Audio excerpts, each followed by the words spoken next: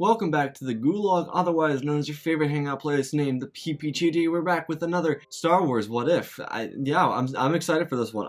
I'm honestly super thrilled about this. This is one of my favorite ones that I've written so far. So if you're new to the channel, subscribe, do all the things, you know what they are.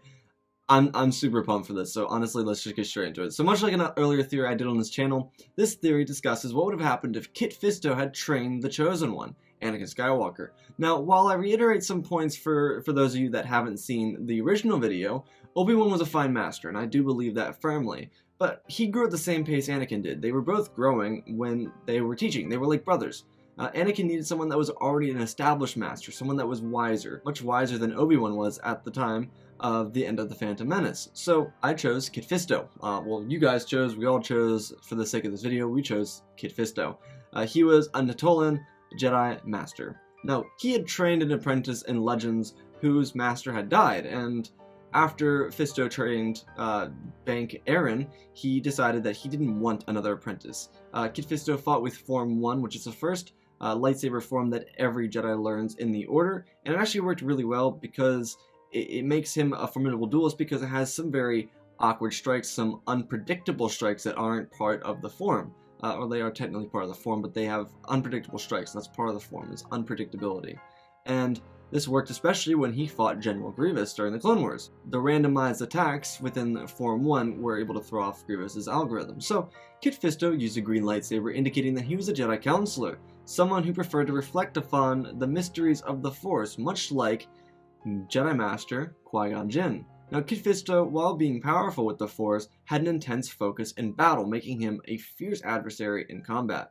And while we're here to compare masters of Anakin, we're going to compare my masters from the last theory, which was Plo Koon. Plo Koon is stronger and tougher, but Kit Fisto was faster and more unpredictable. So this will grant me the ability to change things up completely from where the last theory left off. So this is where our theory begins.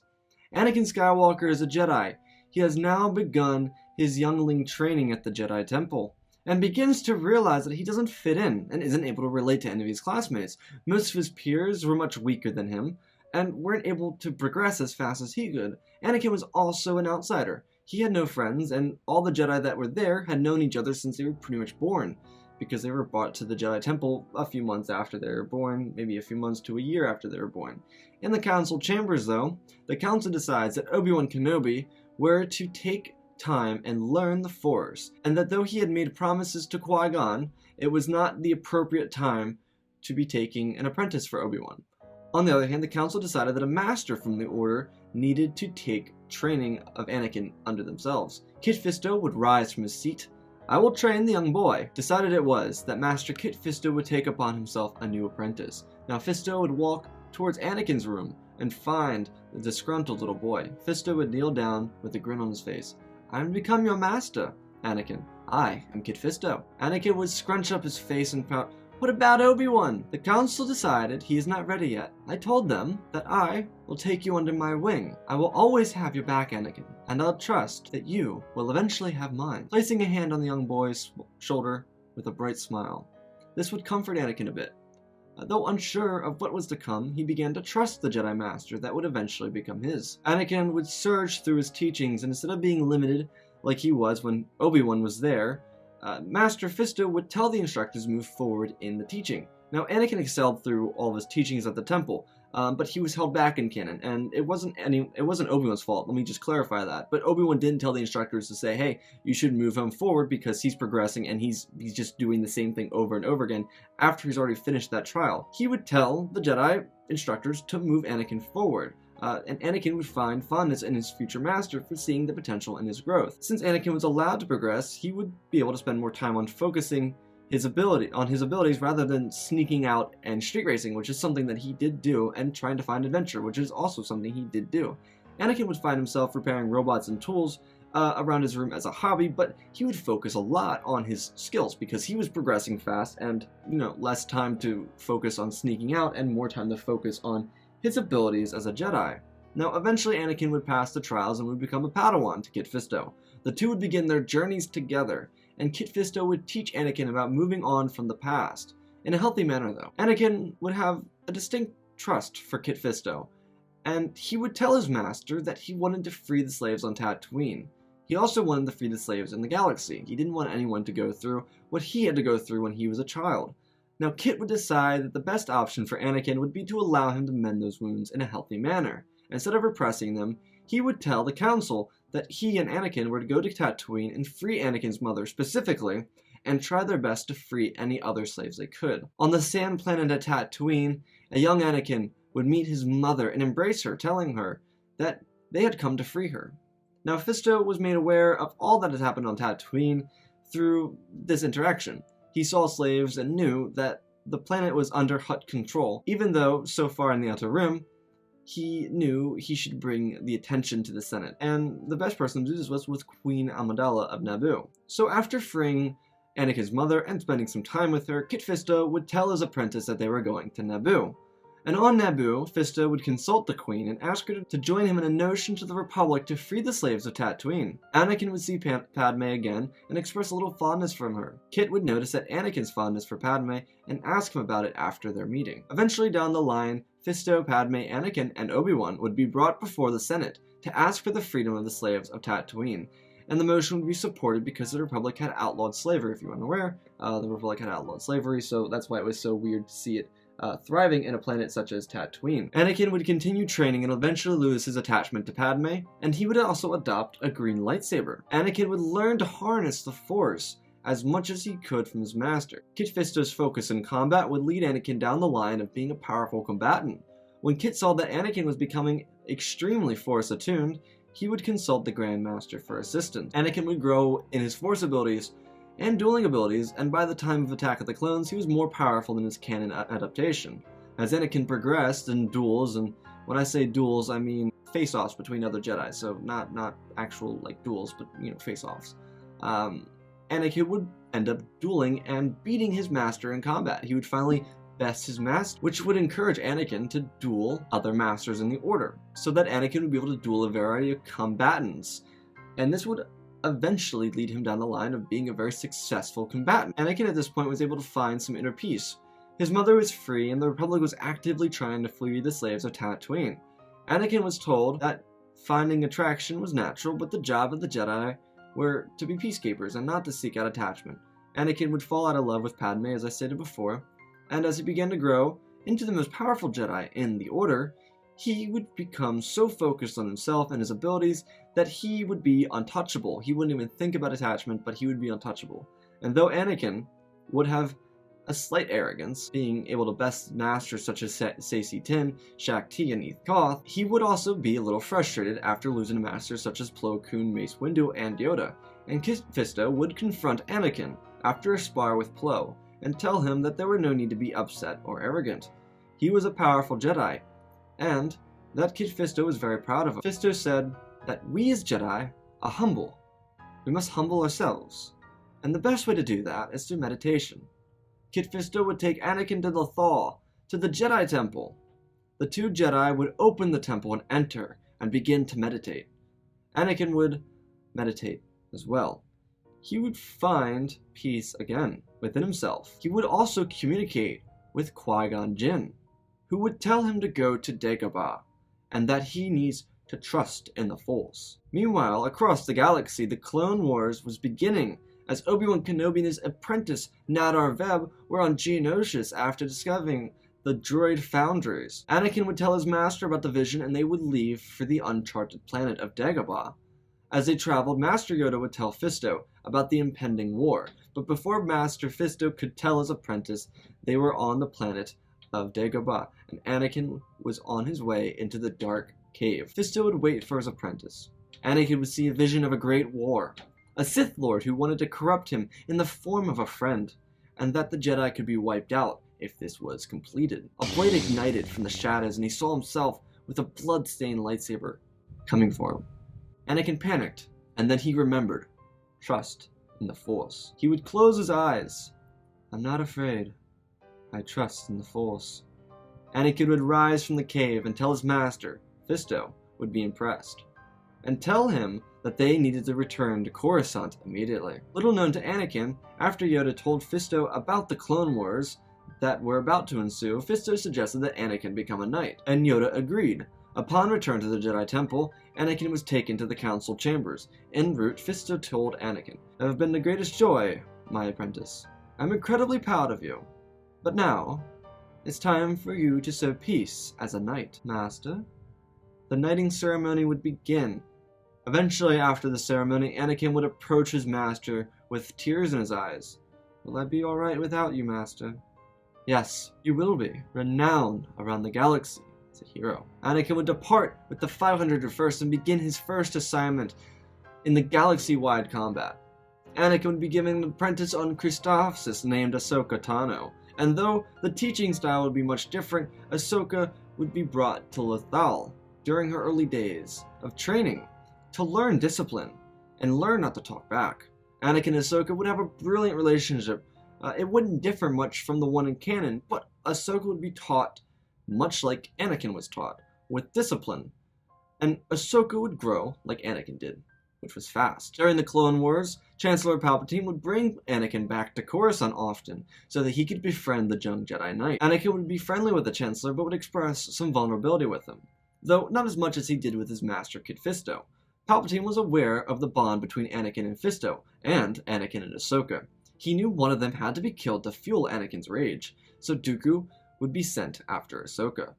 As the Clone Wars progressed, Ahsoka would eventually reach knighthood and become the leader of the 332nd Division, with Commander Appo as her lead clone. Now, Ahsoka reached the state of knighthood, much like Anakin did, through her journeys to planets like Lothal and Dagobah, when off assignment, when off of combat. Now, Ahsoka, here in this theory, would actually be quite powerful. The 501st and 332nd Divisions would be dispatched to fight at Orengo Vinda, when all of a sudden Clone Trooper Tup would execute Anakin's apprentice in cold blood. Anakin would be devastated. Someone he was so close to was gone, and he needed answers. Much of the events would play out the same in this arc that we see in the lost missions of the Clone Wars. The 501st would eventually return to Coruscant as Clone Trooper 5555. Fives would be on the run. Fives would bring Anakin and Rex to the warehouse, where he would tell them of the plot by the Chancellor. Now, Anakin would be upset not with Fives, but with the Chancellor. There wouldn't be any arguing, but Fives would release Anakin and Rex, and he would be taken back to the temple before Commander Fox could arrive. Fives would be taken to the temple, and Anakin would go to the Chancellor's office to confront him. Now, this was off assignment, this was purely reactionary. Palpatine would try and wiggle his way through Anakin's accusations and questions. Palpatine would then turn it on Anakin. "How are you doing without your apprentice?" "I'm finding peace, knowing that she is one with the Force." "You don't want revenge?" "It's not the Jedi way. But why are you so insistent on this matter? Answer my question directly. What did you tell Fives?" "There are many things the Jedi are unaware of that limit their ability to have power. Without power, Jedi like your apprentice die without chance to return." "You mean to say you know the path to immortality?" "Yes." "Which means, do you know of this power?" "If you are to understand the great mystery of the Force, you must understand all its aspects, even the nature of the dark side." Anakin would ignite his blade and pointed at the Chancellor. "You're the Sith Lord?" "My knowledge is limitless. Use it, I beg of you." "I'm turning you over to the Council." "As you should." Anakin would sheathe his lightsaber and return to the Jedi Order. Anakin would confirm what Fives was talking about and tell the Jedi Council that Palpatine knows of the dark side of the Force, that he's actually pretty fluent in it. The Jedi would have to make a move, knowing that a clone army could be used to wipe them out. They had to act swiftly. Palpatine would move to his secret base on Biss, where he would request Dooku and Asajj Ventress to be present. He knew his time was coming, and would prepare to execute Order 66. He knew Anakin would come for him, and that there was no leverage against him. Anakin was more powerful than ever, and would be able to kill the Sith Lord. The 501st would arrive over Biss, and Palpatine would call into the Venator Star Destroyer to Captain Rex. "Execute Order 66. Rex would take off his helmet. "Chancellor Palpatine, you are under arrest for treason against the Republic. Surrender." Palpatine would lift Rex up with the dark side of the Force by choking him, but Anakin would pull the hologram towards him and break it. "Are you alright, Rex?" "Yes, sir." If you're confused, the 501st was inoculated before going to Biss. The Jedi would land with Fisto, Plo Koon, Master Yoda, Mace Windu, and Anakin Skywalker stepping ahead of a small landing force of clone troopers. Remain together we must. Defeat the Sith we will. Anakin would stand side by side with his master and Mace Windu, who, might I say, had an affection for the young Jedi, believing that he could trust Anakin with his life. Outside of Palpatine's base, Dooku, Ventress, several Magna Guards, and several more commando droids were awaiting. Anakin would take lead and go after Asajj Ventress, while Mace Windu and Yoda would take on Count Dooku, leaving the other masters to hold off the droids. Anakin would get swiped across the face, leaving a scar above his eye, and he would shout in pain. But without being angry or using hatred against her, he would knock her off her feet. Surrender. Never. Anakin would pin Ventress down and disarm her. She would crawl backwards and yield simultaneously, with her master, Count Dooku, who would do the same. The clones would imprison both Ventress and Dooku, as the Jedi would make their way towards the Chancellor. Inside the base, several Magna Guards and commando droids would be dispatched as they approached the Chancellor's throne room. When they entered, Sidious stood behind his desk. I've been waiting for you, Jedi. Anakin would step in front of the Jedi. Surrender, Chancellor. You will never stop me. Twin blades would ignite. Twirling towards the Jedi, Anakin would take the brunt of the assault. Palpatine would try to kill the closest Jedi to Anakin, his master. Swinging for Kit Fisto, Plo Koon would step in front and block the Sith Lord. Yoda would bounce at Palpatine, which would put him on the defensive. Windu would use Vapad to take advantage of the defensive Palpatine, pushing Palpatine back. Anakin would then push the offensive, side by side, with Master Windu. Palpatine would jump back and send a burst of lightning that would find itself at Fisto's chest, sending him to the back of the room. He was alright. He would eventually get up. Anakin would turn his attention. Master! Palpatine saw his moment and stabbed at Skywalker, but met Yoda's torso. Yoda jumped in front of Skywalker to save him. Anakin would shout, "No, you won't take them," swiftly striking Palpatine down. Yoda would fall to the floor, looking up at Anakin. Master. Yes, young Skywalker. The Jedi would all surround the meditate with me, Master. As Anakin laid his hand on Yoda's wound, the wound would soon vanish, and Anakin would open his eyes. Where did you learn that? After I lost Ahsoka, I studied Force Heal, so that I may save those in pain. The 5 Jedi would return to the Venator. Eventually, the droid forces would be overwhelmed, being so late into the Clone Wars, and the Republic would crush the remaining Separatist forces that were led by General Grievous. The Clone Wars would eventually come to an end, a new Chancellor would be brought to power, and that would be it. The Jedi would live happily ever after. Anakin would eventually become a council member, and possibly promoted to Grand Master. He defeated Asajj Ventress and then killed Palpatine, so, you know, that's kind of a big deal. But yeah, this is the theory. I hope you guys liked it. I was really proud of this one. I really like how this one turned out. Honestly, I really like these different masters train Anakin, because I can do something different with each of them. And honestly, I really like the turn of this one. Now, I wish I had been a better writer when I wrote the Plo Koon one, which was about a month ago. But I'm glad I wasn't, because it gave me the opportunity to write this one. As you guys know, Plo Koon is my favorite, but I really like how I wrote Kit Fisto in this story. Kit Fisto is a really good character, and I had to utilize him, honestly. I mean, you can't not utilize him. He's a great Jedi, and he's a great duelist as well. And I think the combination of Anakin and Kit Fisto would have been really brilliant. And the fact that they would have been able to work well together, and not even that, but even just duel with each other really well. They would have been a perfect match for each other as a duelist perspective, because they would be able to match each other. I mean, it would be really cool, and I think Anakin would grow both as a Force user and as a lightsaber duelist, with Kit Fisto being his master. And the reason I put the comparison between Plo and Kit Fisto is because I believe that I needed to make a fair comparison before I got into this video about the 2 Jedi Masters, which was Obi-Wan and Plo Koon, that we have seen on this channel at least, who have taught Anakin. But I believe Kit Fisto would have done a brilliant job, and I really liked how this one turned out. I was really kind of getting tired of fighting in the Chancellor's office, so I wanted to change it up where he would move to a different planet to try and do Order 66, but fail because the clones would be inoculated, because Fives had actually told them of what was happening, and they would inoculate the clones before going after the Chancellor. So I think it could have been galaxy-wide, it could have been stopped, I don't really know. But yeah, I thought this was pretty fun. I enjoyed this theory. This is honestly my new favorite theory so far. So I hope you guys enjoyed it as much as I did making it. I love you all. If you guys enjoyed it, tell me what you thought down below so we can discuss about it. But anyways, guys, I love you all. Spread the love, and always remember, may the Force be with you.